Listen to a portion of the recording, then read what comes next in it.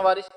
خوارج یہ وہ لوگ تھے جنہوں نے یہ کہا کہ چند صحابہ کو چھوڑ کر باقی سب کافر ہو گئے،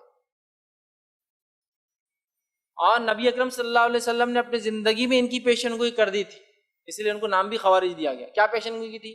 نبی اکرم صلی اللہ علیہ وسلم مال غنیمت تقسیم کر رہے ہیں، مال غنیمت تقسیم کرتے وقت ایک شخص اٹھتا ہے اور کہتا ہے محمد صلی اللہ علیہ وسلم انصاف کیجئے۔ نبی اکرم صلی اللہ علیہ وسلم جو انصار مہاجر تھے ان کو زیادہ دے رہے ہیں، انصار کو کم دے رہے ہیں۔ حکمت کیا تھی آپ صلی اللہ علیہ وسلم کی کہ آپ مہاجروں کو زیادہ دے رہے ہیں، انصار کو کم دے رہے ہیں؟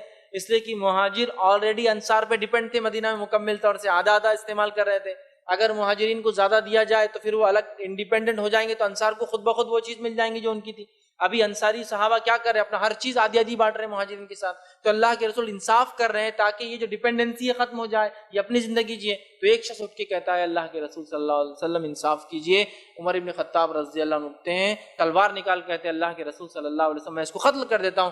نبی اکرم صلی اللہ علیہ وسلم کہتے ہیں عمر اس کو جانے دو، اس کو جانے دو، اس لیے کہ لوگ کہیں گے بعد میں آنے والے محمد تو اپنے ساتھیوں کو ہی قتل کرتا تھا، لیکن اس کی قوم میں سے، اس کی نسل میں سے ایک ایسی قوم نکلیں گی جو اسلام سے ویسے ہی باہر نکلیں گی جیسے تیر کمان سے نکل جاتا ہے، تو خروج کر جاتا ہے۔ وہ خروج سے خوارج لفظ آتا ہے، تیر کیسا خروج کر جاتا ہے، ایگزٹ کر جاتا ہے کمان سے، اسی طرح یہ قوم اسلام سے نکل جائیں گی۔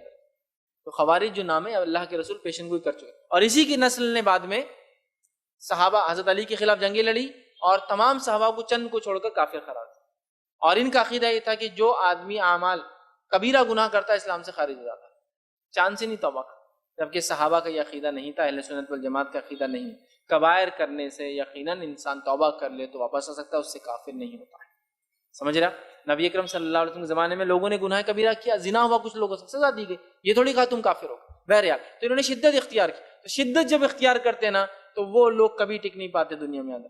شدت اختیار کی، خوارج ختم ہو گئے، ہر دور میں آتے رہتے جاتے رہتے، آتے رہتے جاتے رہتے، سمجھ رہے آپ؟